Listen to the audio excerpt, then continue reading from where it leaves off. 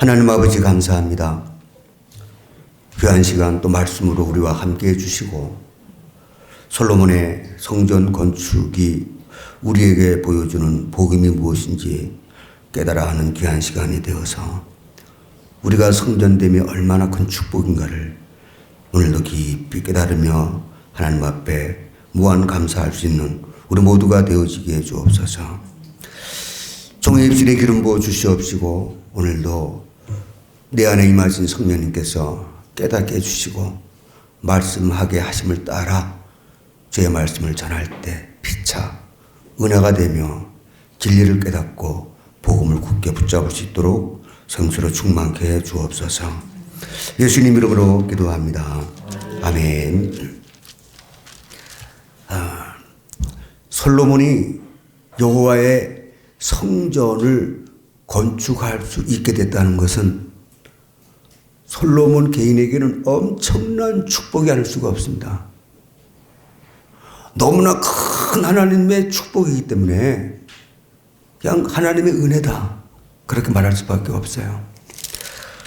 우리 열왕기상 6장 37절 38절 말씀 보면은 넷째 해 시므올에 여호와의 성전 기초를 쌓았고 11째 해 불월 곧 8째 달에 그 설계와 식양대로 성전 건축이 다 끝났으니 솔로몬이 7년 동안 성전을 건축하였더라.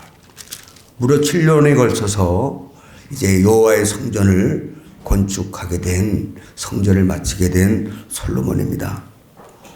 그런데 오늘 1절 말씀 보니까 솔로몬이 여호와를 위하여 성전을 건축하기 시작하는데 오늘 1절 말씀에 이스라엘 자손이 애굽 땅에서 나온 지 480년이요. 그래요.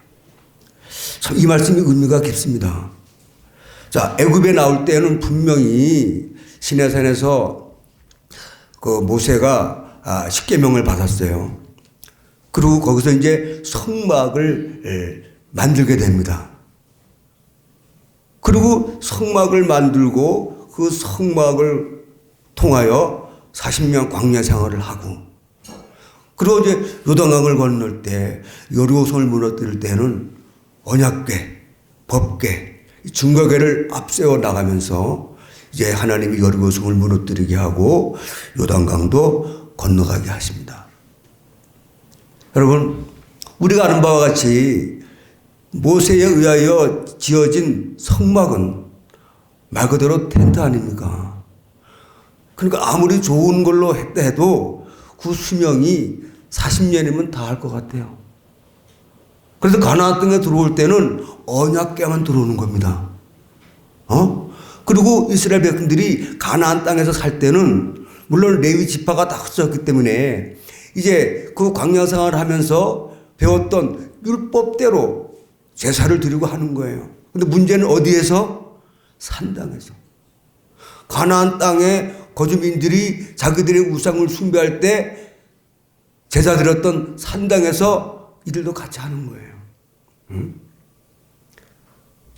다윗이 이제 이스라엘의 왕이 된 다음에 뭘 갖고 그 예루살렘으로 뭘 옮깁니까?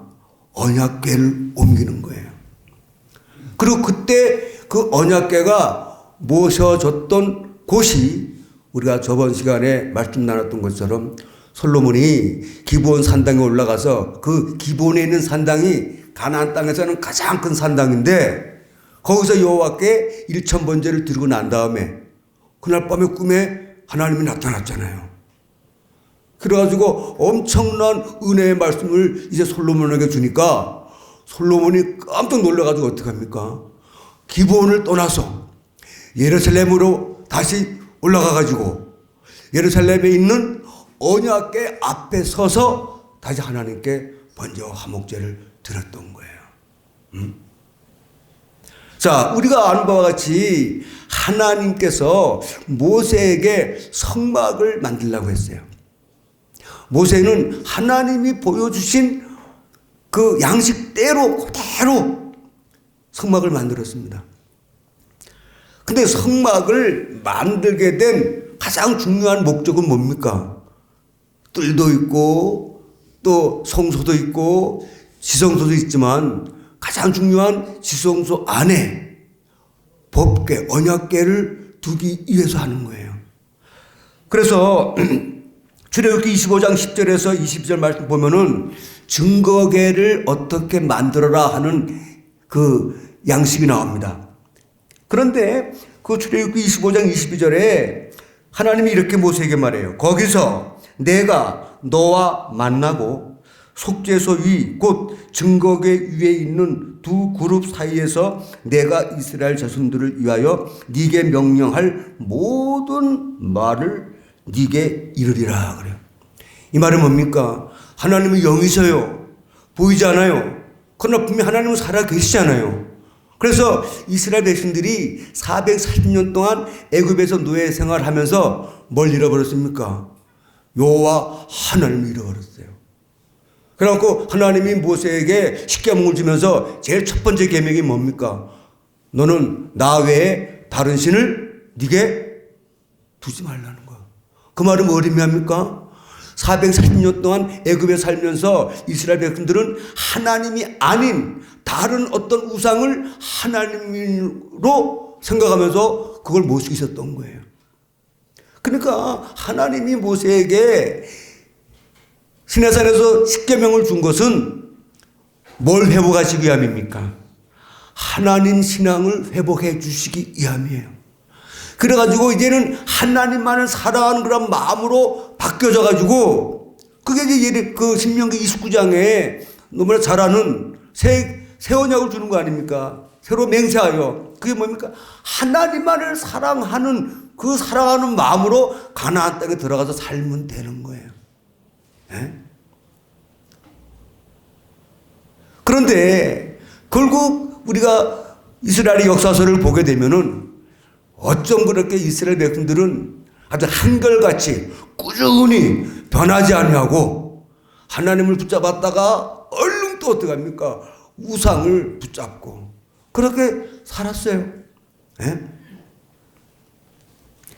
자, 그래서 오늘 말씀 보니까 이스라엘 자손이 애굽 땅에서 나온 지 480년 만에 드디어 언약궤를 모실 성전을 하나님이 솔로몬에게 짓도록 허락하신 거예요. 근데 우리가 아는 바와 같이 다윗이 이제 이스라엘에 온 왕이 된 다음에 그 나단 선지자에게 말하잖아요. 내가 여호와의 언약궤를 모실 성전을 내가 짓고 싶다. 그랬더니 하나님이 너 땡큐 그래요. 왜? 너는 전쟁을 통하여 필로만 흘렸다. 그러면서 그 우리가 사무엘하 7장에 보면은 하나님이 다윗에게 언약을 하잖아요. 그 언약 가운데 가장 중요한 게 뭡니까? 네 아들 중에 하나를 택하여 내가 그로 하여금 성전을 지키게 하겠다는 거예요. 그 아들이 솔로몬 아닙니까? 근데 여러분 솔로몬의 어머니가 누굽니까? 밧세바예요. 밧세바는 또 누굽니까? 다윗이 몰래 어쩌지 했던 여자였어요. 네? 그런데 그 밧세바와의 어떤 그 음행 뒤에 우리아가 죽고 난 다음에 하나님은 나단 선지자를 통해서 아주 강력하게 다윗을 책망합니다. 그래서 다윗이 얼마나 철저하게 회개하는지 시편 51편 말씀 보면은 그 처절한 다윗의 회개가 나오잖아요. 네? 그러면 다윗과 사울이 다른 이유가 뭡니까? 다윗은 하나님께로 돌이켰지만 사울은 돌이키지 않은 거예요. 그리고 그 밧세바 사건 이후에 다윗의 삶은 정말 열왕기 3장에 솔로몬이 자기 아버지를 하나님 앞에 이제 소개하기를 내 아버지 다윗은 하나님 앞에 정직하며 공의로우며 다시 말해 코람대오의 삶을 살았노라고. 왜? 솔로몬의 눈에 비친 자기 아버지는 그런 모습이었거든. 자기가 태어나기 전에는 음행했던 자기를 낳아준 어머니와 음행했던 사람이지만 그죠? 솔로몬이 태어나고 나서는 철저하게 다윗은요 하나님만을 바라보고 하나님만을 경외하며 하나님만을 믿는 믿음의 사람으로 바뀌어 있는 거예요. 그러니까 이제 오늘 말씀에 이스라엘 자손이 애굽 땅에서 나온 지 480년이 지났어요. 왜 480년이냐? 광야 40년, 또 가나안 정복기와 평정기 33년, 32년, 그리고 사사 시대가 331년, 그리고 사울의 통치 기간이 33년, 또 다윗의 통치 기간이 40년 해서 480년이고, 그리고 솔로몬이 왕이 된 다음에 4년이 지난 다음, 이 4년이 지났다는 말은 어느 정도 이제는 솔로몬이 통치 기반을 다 닦아놨어요. 그리고는 솔로몬이 뭐 하기 시작합니까? 성전을 건축하기 시작하는데, 놀라운 사실은 솔로몬이 뭐 잘난 게 뭐가 있습니까? 하나님 앞에 잘한 게 뭐가 있습니까? 단지 하나, 그 1,000번째 들어가지고, 하나님이 그 번제를 받으시고 난 다음에 감동을 해서 네가 나한테 뭘 원하냐 했더니, 저는요 나이가 어리고 아직 어린아이고 출입하기도 뭐하고 해서 이 또 수많은 하나님의 백성들을 내가 통치하려니 너무 힘드니까 통치 잘할 수 있는 지혜를 달라고. 그랬더니 하나님이 야 잘했다, 얼마나 쓰다듬어주고 그러면서 네가 다른 것도 안 구하고 이걸 구하니 참 잘했다 그러면서 네가 구하지 아니한 것까지도 내가 주겠다 그러잖아요. 그거 외에는 솔로몬이 잘한 게 별로 없어요. 하나 있지. 아이 하나 놓고 내 아들이다 네 아들이다 그 재판을 잘했잖아요. 그거 외에는 별로. 오히려 노년의 그의 삶은 수많은 첩들을 거느리면서 첩들이 가지고 온 자기들의 우상을 거기가도 절하는. 결국은 솔로몬 시대가 끝나고 난 다음에는 이스라엘은 두 나라로 나누어집니다. 북이스라엘과 남유다. 우리가 다 아는 거예요.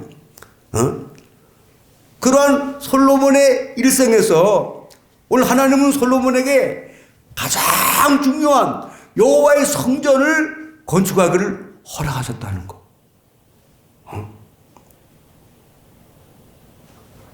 참 이게 솔로몬이 엄청난 복을 받은 사람이 아니겠습니까?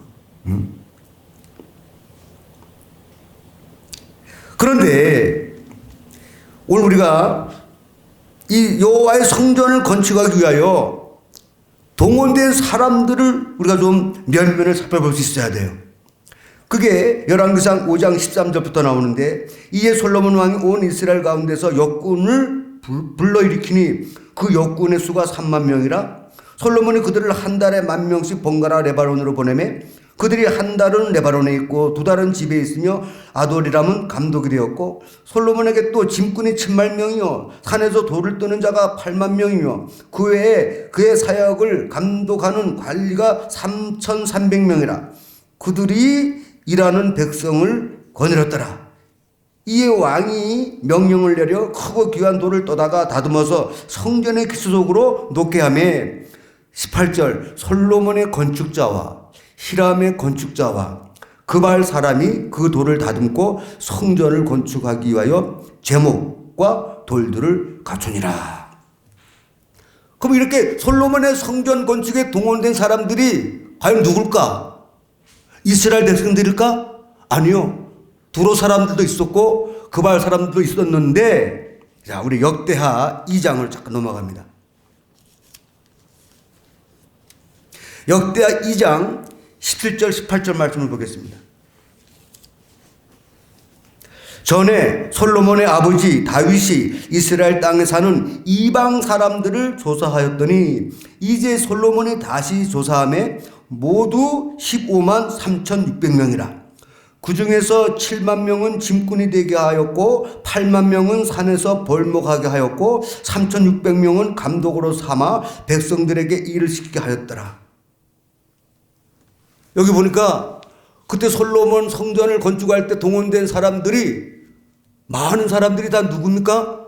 이방인이었어요.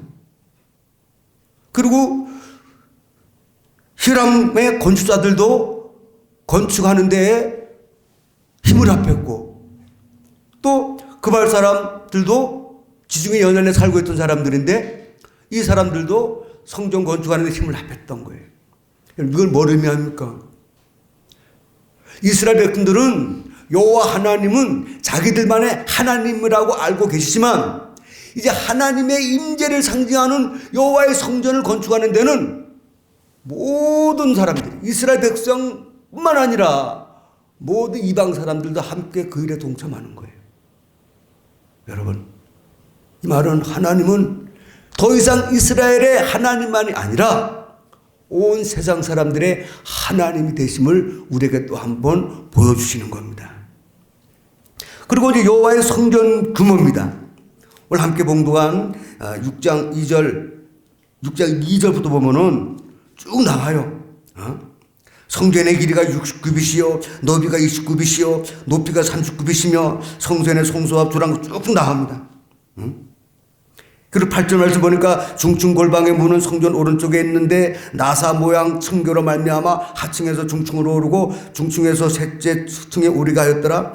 성전의 건축을 마치니라. 그 성전은 백항목 석가래와 널판으로 덮었고 또 온 성전으로 돌아가며 높이가 5규빗 되는 다락방을 건축하되 백항목 들보로 성전을 연접하게 하였더라.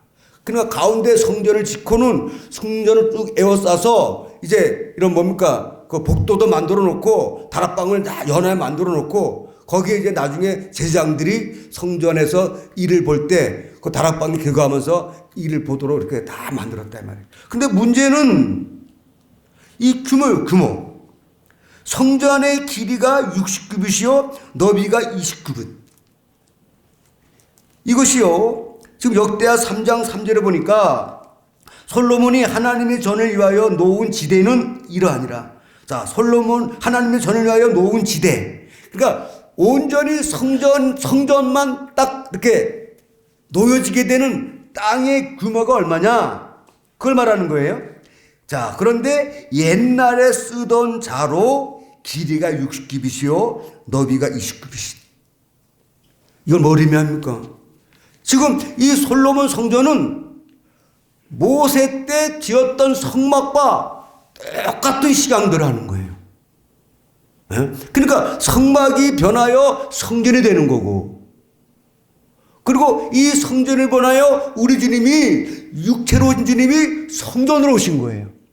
그러니까 모세의 성막도 그리스도를 예표하는 거고 솔로몬 성전도 그리스도를 예표하는 거고. 아멘. 그리고 네 번째로 이번에는 여호와의 성전이 세워진 곳이 어디냐? 지금 6장 1절에서는 그냥 여호와를 위하여 성전 건축하기를 시작했다 그래요. 그러나 열왕기 역대하 3장 3절을 보니까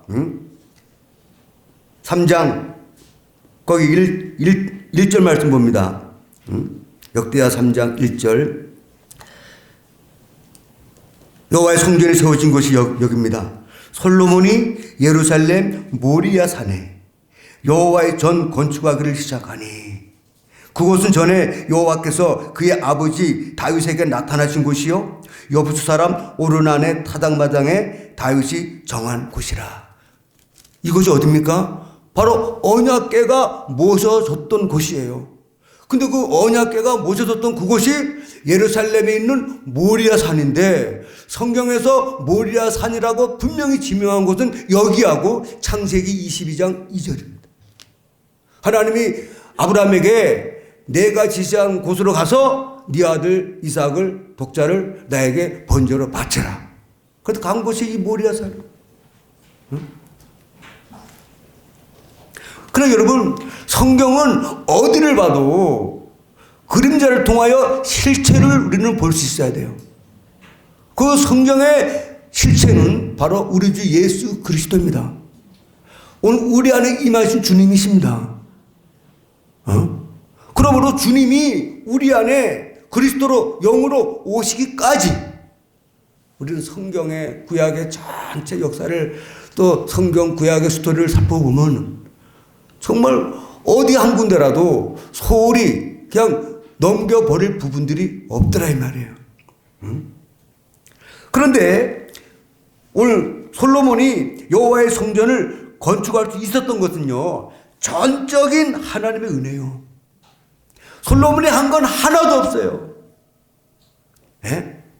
하나님이 다 그렇게 하게 하셨는데, 자, 가장 중요한 것은 다윗이, 자기 아버지 다윗이 성전 건축에 관한 모든 것을 다 준비했어요. 사람들까지. 성전 건축에 이제 힘을 합할 사람들까지도 하나님이 다윗을 통하여 다 미리 준비해 놓으신 거예요. 우리 역대상 28장 넘어갑니다. 같은 내용이니까. 자, 거기 28장 1절부터 쭉 보면은 다윗이 이스라엘 모든 고관들 곧 각 지파의 어른과 왕을 섬기는 반장들과 천부장들과 백부장들 및 왕과 왕자의 모든 소유와 가축의 감독과 내시와 장사와 모든 용사를 예루살렘으로 소집하여, 그리고 이에 다윗 왕이 일어서서 이르되 나의 형제들 나의 백성들아 내 말을 들으라. 나는 여호와의 언약궤 곧 우리 하나님의 발판을 봉헌할 성전을 건축할 마음이 있어서 건축할 재료를 준비하였으나 하나님이 내게 이르시되 너는 전쟁을 많이 한 사람이라 피를 많이 흘렸으니 내 이름을 위하여 성전을 건축하지 못하게 하리라 하셨느니라. 그러면서 뭐라고 말하면은 백성들에게 대신 하나님이 내 아들 솔로몬에게 성전을 건축하도록 허락했다고 말해주는 거예요. 그러면서 오늘 그 역대상 28장 12절의 말씀 보니까 11절 12절 다윗이 성전의 복도와 그 집들과 그 곡관과 다락과 골방과 속죄소의 설계도를 그의 아들 솔로몬에게 주고 또 그가 영감으로 받은 모든 것 곧 여호와의 성전의 뜰과 사면의 모든 방과 하나님의 성전 곡관과 성물 곡관의 설계도를 두고 밑에 쭉 읽어보면요 정말 성전에 들어가는 모든 것들을 다 하나님이 다윗에게 그 설계도를 영감으로 다 준 거예요. 19절 다윗이 이르되 여호와의 손이 내게 임하여 이 모든 일의 설계를 그려 나에게 알려주셨느니라.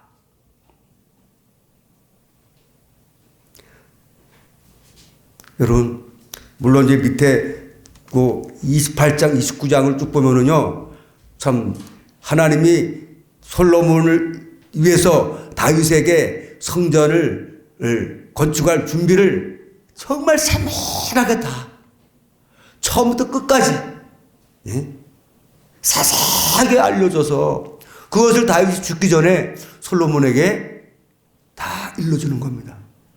그래서 오늘 말씀 보니까 이제 솔로몬이 왕이 된 지 4년 뒤에 이 건축을 시작하게 된 거예요. 그래 여러분 솔로몬이 한 거라고는 하나도 없어요. 그죠? 솔로몬은 그냥 자기 아버지가 준비한 모든 것 동원시킨 사람들, 일꾼들, 아니 하다못해 두로왕 히람도요 다윗을 얼마나 사랑하는 사람인지 몰라요. 그래서 다윗의 궁도 히람 왕이 지어줬다니까요. 근데 그 히람 왕이 이번에는 솔로몬이 왕이 됐다는 소식을 듣고는 사실을 보내가지고 야 내가 네 아버지하고도 이렇게 정말 친밀한 관계였는데 우리 다시 친밀한 관계를 맺자 그랬더니 그때 솔로몬이가 그러면 나에게 백향목 나무를 좀 보내달라고. 그래서 백향목 나무를 받고 또 거기에 백향목 나무를 이제 자르는 그 벌목하는 사람들의 노임도 솔로몬이 다 주고 그게 성경에도 나오잖아요. 예?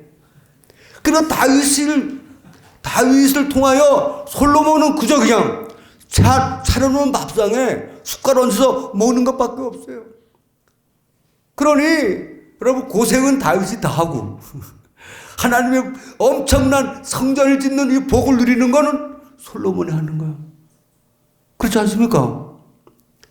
이걸 가리켜 전적인 하나님의 은혜로 살았던 사람이 솔로몬이에요. 예? 그러면 여러분 우리의 심령이 삼위 하나님이 거하시는 성전이 된 것도 오직 하나님 아버지의 은혜라 이 말입니다. 예? 우리가 성전 되기 위해서 애쓴 게 뭐가 있습니까? 그죠? 성삼위 하나님이 우리 안에 새 언약의 복음을 이루어 주셔서 우리 안에 영으로 그리스도로 삼위 하나님이 들어올 수 있는, 임하실 수 있는 성전되어지게 한 것, 이건 하나님의 은혜예요, 은혜. 우리도 솔로몬처럼 한 거라고는 하나도 없어요. 오히려 내 멋대로 막 놀아놨고 내 마음과 내 생각대로 살았던 우리들 아니었습니까? 정말 이 복음을 만나기 전까지는.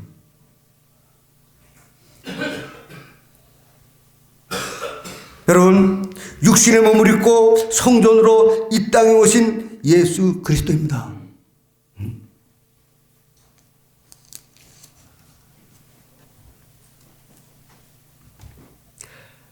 우리 주님이 요한복음 2장에 보면은 이제 6월절이 가까워서 예루살렘 성전으로 올라가셔갖고 아주 그냥 그 예루살렘 성전을 정화하시잖아요, 막. 여러분, 그 말씀을 한번 우리가 자세히 좀 볼 필요가 있어요. 저는 그전에는 몰랐는데 요한복음 2장 뭡니까? 13절부터 이 말씀이 정말 중요하더라고요. 유대인이 6월절에 가까운지라 예수께서 예루살렘으로 올라가셨더니 성전 안에서 소와 양과 비둘기 파는 사람들과 돈 바꾸는 사람들이 앉아있는 것을 보시고 노끈으로 채찍을 만져 양이나 소를 다 성전에서 쫓으시고 돈 바꾸는 사람들의 돈을 쏘주시며 상을 엎으시고 비둘기 파는 사람들에게 이르시되 이것을 여기서 다 가져가라.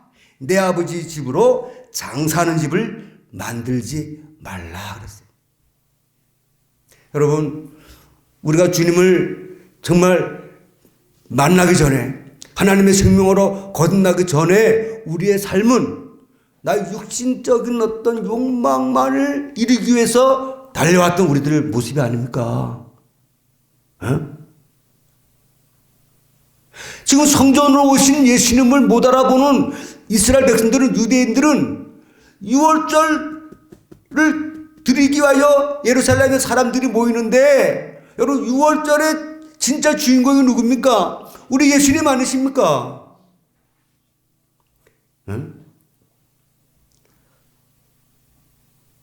6월절의 절기의 진정한 의미를 알지 못하고 그들은 여전히 자기들의 육적인 어떤 욕심을 채우는 일에만 급급하는 거예요. 우리 주님은 다 내쫓으시고 엎어버리시고 다 가져가라 그러고. 여러분, 진정한 하나님이 임재하심을 상징하는 성전에는, 다시 말해 하나님 앞에는 우리의 육신적인 모든 것들은 아무 소용도 없는 겁니다.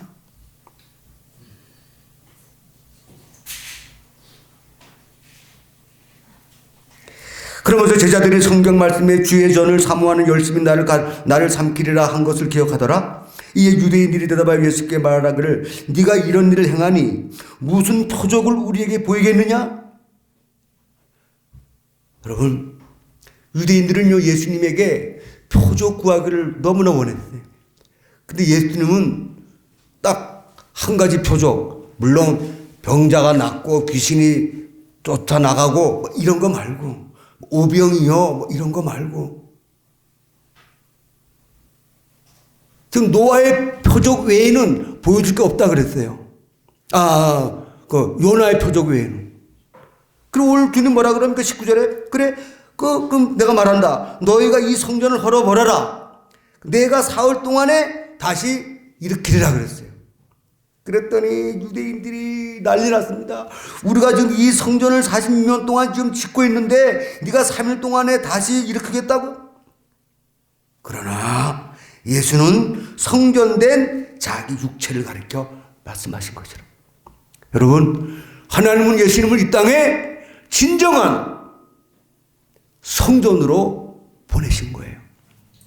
하나님이 이 세상에 안 계신 것이 없지만, 무소부재하시지만 이 땅에 예수님을 육신의 몸을 입고 보낼 때는 그 예수님을 성전으로 보내셔서 그 성전된 예수님 안에 하나님 아버지가 함께 오시게 된 거예요.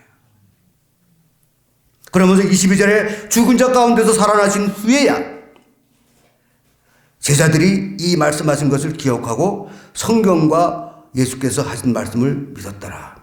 여러분, 죽은 자 가운데서 살아나신 후에야 부활이잖아요. 근데 예수님이 부활하고 난 다음을 말하는 게 아닙니다. 이 말씀은 오순절날 성령 강림 때 이제 제자들 안에 주님이 영으로 그리스도로 삼위 하나님으로 함께 들어오고 난 다음에 비로소 이 사실을 다 깨달아 알게 되는 거예요. 여러분, 성경에서 특히 복음서에서 주님이 말씀하시는 교훈들이 많아요. 그런데 어떤 말씀들은 성령 강림 사건 이후에 이후에 성취될 말들을 많이 말해요. 대표적인 게 베드로가 주는 그리스도시요 살아계신 하나님의 아들이십니다 고백했잖아요. 응? 잘했다 그래요. 그러면서 내가 이제 음부의 권세가 이기지 못하게 하겠다. 반석에 내 교회를 세워서 그 교회는 음부의 권세가 이기지 못하게 하겠고 또 천국 열쇠를 주겠다 그래요. 여러분, 그러고 난 다음에 베드로가 뭐라 그럽니까? 예수님이 내가 이제 그리스도가 되기 위하여 이제 죽어야 된다. 그랬더니 죽기를 왜 죽냐고 또 난리칩니다. 그때 주님이 베드로를 향하여 사탄아 물러가라 그래요. 조금 전에 주는 그리스도시요 살아계신 하나님의 아들입니다 고백한 것도 잘했다 놓고는 그렇게 고백한 건 네가 아니라 하나님이 그렇게 했다는 거고, 예수님 죽기 왜 죽어요 한 그거는 또 네 생각이 아니라 네 안에 마귀가 그 생각을 집어넣었다 이 말이에요. 이건 우리가요 좀 생각해 볼 일이요. 여러분, 우리의 마음의 생각도 하나님이 우리의 마음과 생각을 모든 지각에 뛰어나신 하나님의 평강 우리의 마음과 생각을 지켜주지 않으면 우리는 늘 불안하고 염려해요. 마귀가 자꾸 잔잔한 호숫가에 돌멩이 던지듯이 돌멩이 하나 던지면 뭐 큰 의미가 있어요? 근데 퐁당하고 떨어지면 물결이요 잔잔했던 호수 위를 다 출렁출렁거리게 만들어요. 마귀는 우리 눈에 보이는 환경, 어떤 일로 인하여 들어오는 염려, 걱정, 근심이라는 돌멩이를 딱 우리 마음에 던져버려. 그럼 그게 퐁당하고 딱 그 생각이 떠오르고 나면은 밤새도록 염려, 걱정, 근심 충만하여 보내하는 게 철학까지 합니다. 네?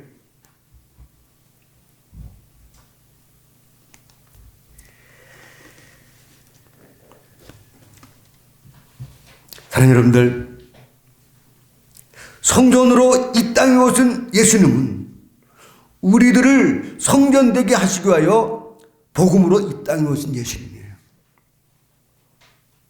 여러분, 제가 왜 이 복음으로 이 땅에 오신 예수님이라고 말했냐면은 우리가 어제 성탄절을 보냈습니다. 그런데 베들레헴의 목자들이 밤에 천사가 나타나가지고 예수님이 탄생한 걸 알려주잖아요. 그러면서 그 목자들에게 뭐라 말합니까?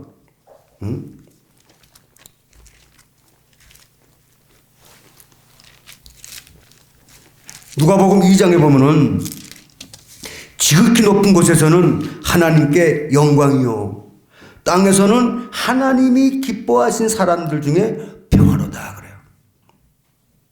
이 말은 뭘 의미합니까? 우리가 단순하게 그냥 막 하늘에는 영광 땅에는 평화 뭐 표 제창하듯이 이 말씀을 그렇게 보지 말자 이 말이에요. 하나님은 예수님을 보내시는데 이 땅에 예수님을 성전으로 예수님을 보내시는데 그 예수님을 통하여 앞으로 이루실 일을 보니까 그 영광이 하나님께는 얼마나 큰지 몰라요. 누구 때문에? 오늘 하나님의 생명을 거듭난 우리들 때문에 이게 하나님의 영광입니다. 그런데 땅에서는 하나님이 기뻐하신 사람들 중에 평화라 그래요. 자, 하나님이 기뻐하신 사람들. 이게 원어적 의미로는 하나님께서 하나님의 은혜를 입은 사람들. 우리말 성경은요, 하나님의 은총을 입는 사람들이에요. 그러니까 예수님이 오심으로 그 예수님이 그리스도인 것을 깨닫고 믿어서, 그죠? 하나님의 자녀로 거듭난 자들에게는 평화예요, 평화. 주님이 임하심으로 평강의 하나님이 늘 우리와 함께 하시는 은혜 가운데 살게 됐다 이 말입니다. 그래서 하늘에는 영광이요 땅에는 평화입니다. 여러분, 저와 여러분들은 어제 성탄절 예배를 얼마나 거룩하게 지켰습니까? 그런데 많은 사람들은요, 24일 밤부터 징글벨 징글벨 뭐 하고 선물 나누기 하고 뭐 예수님과는 상관없는 얼마나 많은 일을 하고 있었나 이 말이에요. 그들은 진정한 평화를 몰라. 그러나 하나님이 기뻐하신 사람들, 그 속에 저가 들어가 있고 우리 모두가 들어가 있는 줄 믿습니다. 그러므로 주님이 이 땅에 오심은 하나님이 인류에게 주시고자 하시는 평화요. 마귀의 일을 다 멸하시고 빛 가운데 우리를 인도하시기 위함이라 이 말입니다. 근데 여러분, 예수님이 탄생하신 것, 예수님이 십자가에 죽으신 것, 죽은 지 사흘 만에 부활하신 것, 부활하신 주님이 이제 40일 후에 승천하신 것, 하늘나라 올라가셔 가지고 하나님 우편 지성소에서 우리의 모든 죄를 다 사하시고, 그래서 우리가 거룩함을 얻게 됐어요. 여러분, 이 땅에 있는 우리는 아무것도 한 것이 없는데 우리 예수님은 우리를 거룩하게 해주시기 위하여 이 땅에 오셨고 죽음을 당하셨고,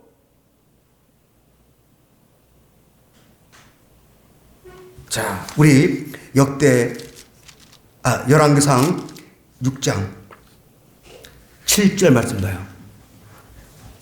저는 이 말씀을 보다가 왜 그 갈보리 주님 또 비아 돌로로사 십자가를 지시고 골고다를 향해 올라가시는 그 수많은 핍박과 박해와 찔림을 당하시면서, 자, 이 성전은 건축할 때에 돌을 그 뜨는 곳에서 다듬고 가져다가 건축하였으므로 건축하는 동안에 성전 속에서는 방망이나 도끼나 모든 철 연장 소리가 들리지 않았으며 그래요. 그러니까 여러분, 무려 7년 동안 성전이 지어지는데 성전 안에는 일절 어떤 돌멩이 깨는 소리나 톱질이나 낫을 소리가 하나도 안 들리는 거예요. 오히려 멀리 떨어진 곳에서 수만 명이 채석을 하고 나무를 베고 망치 두드리고 이 소리가 얼마나 요란한지 몰라. 여러분, 6월절 날 유대인들은 예루살렘 성전에서 6월절 잔치를 막 벌입니다. 근데 그때 우리 주님은 골고다에서 상에 찔리시고 머리에 가시면류관을 쓰시고 수많은 고통을 거기다 다 당하시는 거예요. 아니, 성전이 되는 우리는 아무 소리도 못 들었어요. 그렇지 않습니까?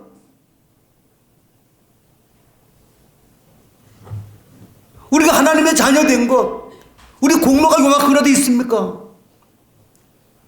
우리 주님이 찍히시고 매 맞으시고 고난 당하시고 바리새인들에게 수없이 많은 비난의 소리를 들으시고 예수님이 정말 그리스도가 되시기 위하여, 육체로 진 주님이 그리스도가 되시기 위하여 당하셨다만 했던 고난, 받으신 핍박, 여러분, 성전에 쓰일 돌멩이 하나, 문짝 하나, 그거를 만들기에 얼마나 망치로 두드리고 톱으로 비고 해가지고 된 걸 갖고 다 갖고 와갖고 성전을 건축할 때는 정작 끼워 맞추면 되는 거예요. 여러분, 하나님 아버지께서 저 여러분들을 물과 성령으로 거듭나게 하시고 또 주님이 단번에 흘리신 그 보혈로 말미암아 하늘나라 성소에서 영원한 속죄를 이루어 주셔서 우리가 거룩함을 얻게 됐어요. 우리는 아무 소리도 안 들렸어요. 성전될 때 우리는 아무 소리도 못 들었어요. 그러나 우리가 성전되어지게 하시기 위하여 주님은 어마어마한 스님의 소리, 고난의 소리, 핍박의 소리를 다 들으시면서 참으신 거예요. 사랑하는 여러분들,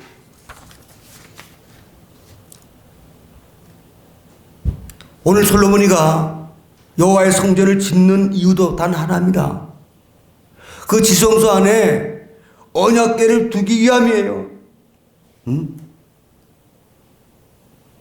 하나님이 저와 여러분들을 성전되어지게 하신 것도 바로 우리의 성전된 우리의 그 보좌에 삼위 하나님이 임하시기 위함이에요.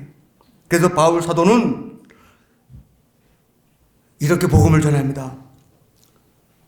탈 많고 싸움 잘하는 고린도 교인들에게 고린도전서 3장 16절에 너희는 너희가 하나님의 성전인 것과 하나님의 성령이 너희 안에 계시는 것을 알지 못하느냐. 여러분, 우리가 성령 하나님이 거하시는, 삼위 하나님이 거하시는 성전이 됐다라고 바울이 깨달아요. 와, 바울 사도는 대단한 사람이에요. 율법의 대가가 복음을 만나고 났더니 간단해요. 내 안에 주님 계시다. 주님 나와 함께 살아 계시다. 나는 주님이 이르신 말씀을 따라 죽음을 각오하고 나는 푯대를 향하여 이 복음을 전하며 달려간다. 바울이 빌립보서에서 말하는 교훈 아닙니까? 사랑하는 여러분들, 그러면 이제 분명한 사실은 저와 여러분들은 성삼위 하나님이 거하시는 성전이 됐어요. 하나님의 성전된 그런 우리들의 신앙의 삶은 어떻게 될 것인가? 오늘 열왕기상 6장 본문 11절에서 14절 말 보니까 여호와의 말씀이 솔로몬에게 임하여 이르시되 네가 지금, 이 말은 지금 여호와의 성전 건축을 마치고 난 다음입니다. 네가 지금 이 성전을 건축하니 네가 만일 내 법도를 따르며 내 율례를 행하며 내 모든 계명을 지켜 그대로 행하면 내가 네 아버지 다윗에게 한 말을 네게 확실히 이룰 것이요 내가 또한 이스라엘 자손 가운데에 거하며 내 백성 이스라엘을 버리지 아니하리라 하셨더라. 이 말씀 뭘 의미합니까? 여호와의 성전이 건축되어져서 이제 성전에만 들어가면 된다는 게 아니에요. 더 중요한 거는 성전이 지어졌으면 더 하나님의 명령 글의 말씀을 따라 살아가야 된다는 거예요.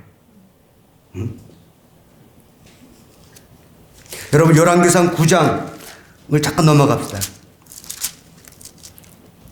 열왕기상 9장 1절에서 3절. 솔로몬이 여호와의 성전과 왕궁 건축하기를 마치며 자기가 이루기까지 원하던 모든 것을 마친 때에 여호와께서 전에 기브온에서 나타나신 같이 다시 솔로몬에게 나타나사 여호와께서 그에게 이르시되 네 기도와 네가 내 앞에서 간구한 바를 내가 들었은즉 나는 네가 건축한 이 성전을 거룩하게 구별하여 내 이름을 영원히 그곳에 두며 내 눈길과 내 마음이 항상 거기 있으리니.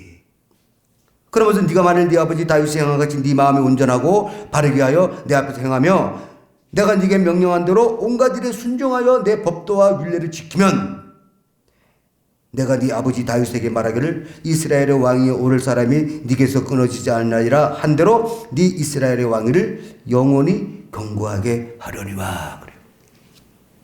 그 말씀의 결론입니다. 하나님은 모세에게 성막을 짓게 해서 성막 지성소 안에 증거궤를 두어서 거기서 너와 만나겠고 거기서 너와 말하겠다는 거예요. 그렇죠? 오늘 솔로몬에게도 그 언약궤에서 내가 너에게 나타나 보여주겠다는 거예요.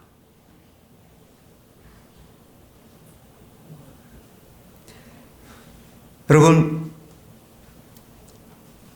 이제는 우리가 이 성전의 실체가 되었어요. 우리 안에 임하신 삼위 하나님은 오늘도 우리를 보좌 삼으시고, 성전된 우리를 보좌 삼으시고, 거기에서 뭐 하세요? 만나 주세요. 어떻게? 말씀하심으로. 그럼 우리는 날마다 영으로 주님을 보며 주의 음성을 들으며 사는 사람들이 됐다, 이 말이에요. 그래서 주님은 요한복음 10장 27절에 내 양은 내 음성을 듣고 나를 따르며 나는 그를 안다. 사랑하는 여러분, 우리가 성전된 것, 삼위 하나님이 우리 안에 임하여 와 계신 것, 이거는 오직 하나님의 은혜입니다. 오직 하나님의 은혜로만 사는 저와 여러분들이 온전히 되기 위해서는 시시때때로 순간순간 우리 안에 임하신 삼위 하나님의 주의 음성을 들으며 그 주님의 말씀만을 따르는 온전한 저와 여러분들의 삶이 될 수 있기를 사모하며 축복합니다. 기도하겠습니다. 하나님 아버지, 감사합니다. 우리가 성전되어 살게 된 것 주님의 은혜입니다. 아버지 하나님, 날마다 이 은혜로만 살아가는 우리 모두가 되어지게 주시옵소서. 예수님의 이름으로 기도 올리옵나이다. 아멘.